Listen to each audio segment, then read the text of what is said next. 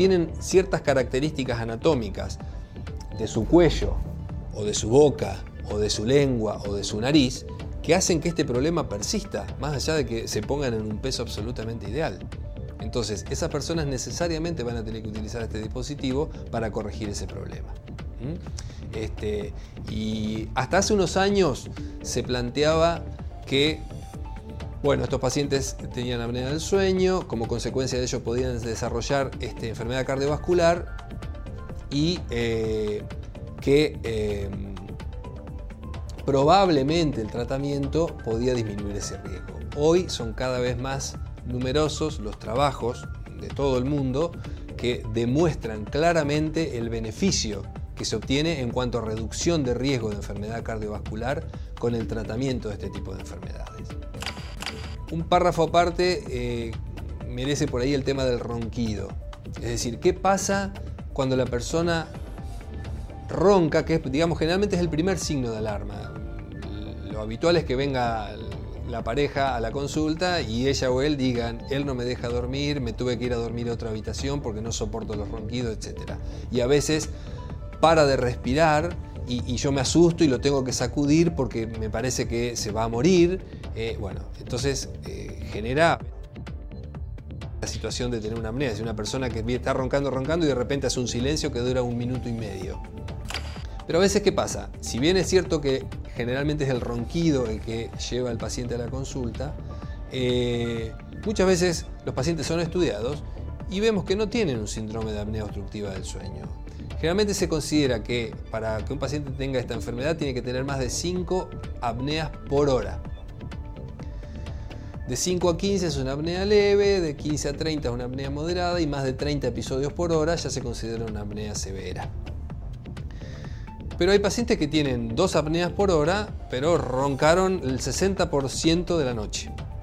Bien, hasta ese momento, hasta hace unos años, se consideraba que esos pacientes, no tenían ningún riesgo en cuanto a su salud y que lo único que hacían era molestar al que estaba durmiendo al lado.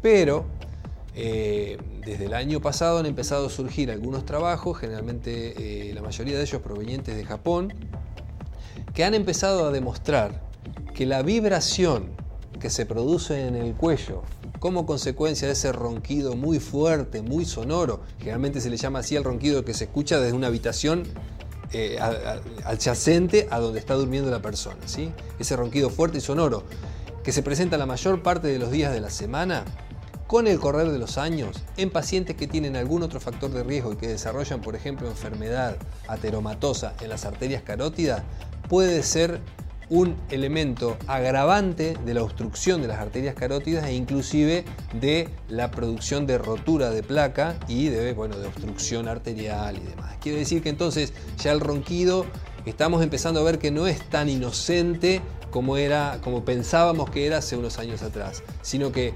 aquellas personas que tienen un ronquido, repito, es decir, muy fuerte, muy sonoro y muy frecuente, pueden tener riesgo de desarrollar o agravar enfermedad en las arterias del cuerpo, especialmente las arterias carótidas. O sea que ya estamos viendo que hay una alteración respiratoria durante el sueño que tiene diversas características y diversos rangos de severidad y que en la mayoría de los casos no conduce a nada bueno, es decir, que se asocia al desarrollo o a la posibilidad de contraer enfermedades, sobre todo a nivel cardiovascular. Porque lo interesante es esto: el problema es respiratorio, porque lo que se produce es una obstrucción, una alteración del flujo respiratorio cuando estamos durmiendo. Pero el aparato respiratorio no sufre ninguna consecuencia como causa de esto, sino que el que está sufriendo las consecuencias generalmente es el aparato cardiovascular.